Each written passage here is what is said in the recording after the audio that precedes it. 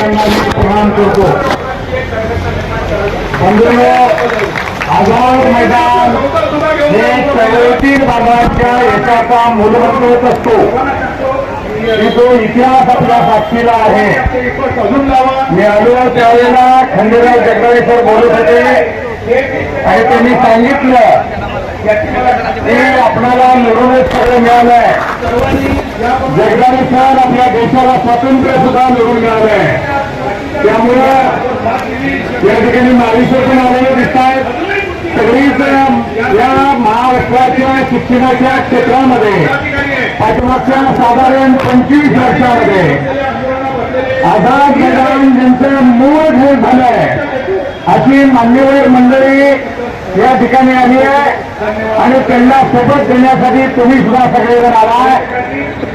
या सत्तेत असणारे सरकार आणि विरोधात बसणारे सगळे राजकीय पक्ष या सगळ्यांची भूमिका बनते. सगळ्या विकासाचे मूळ असणाऱ्या शिक्षणाच्या क्षेत्रात कार्य करणाऱ्या या ज्ञानदान करणाऱ्या राष्ट्राची निर्मिती करणाऱ्या या शिक्षकांना सोबत देण्याची.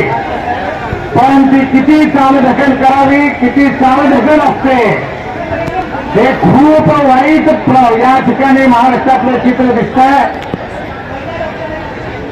15 वर्ष 20 वर्ष 25 वर्ष या राज्यामध्ये शिक्षकांना वेतन मागावं लागतंय. दिलेलं वेतन ज्या कायद्यानं मान्यता मिळते, ज्या शासन आदेशानं अनुदान द्यायचं मान्य होतं ते आदेश सुद्धा अनुदान द्यायच्या वेळेला बदलले जातात.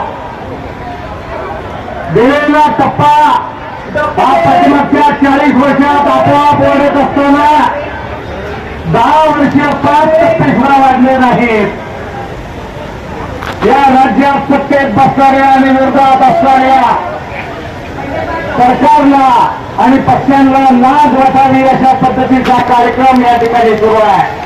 तरी सुद्धा संयमाची सीमा आणि आम्ही आचारसंहिता घेऊन जाणारे शिक्षक खूप चांगल्या पद्धतीने आणि लोकशाही पद्धतीने आम्ही त्यांच्याकडे मागणी करतो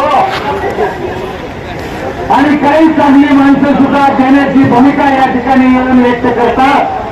त्यावेळेला आम्हाला हंस वाटतं आणि ते मिळेल अशी भूमिका ठेवून आपण पुढचा दिवस गाठतो. 22 जून सुरू झालेलं आंदोलन सरांना पहिल्या दिवशी भेटायला या ठिकाणी मी आलो होतो. त्या ठिकाणी मुठभर लोकांना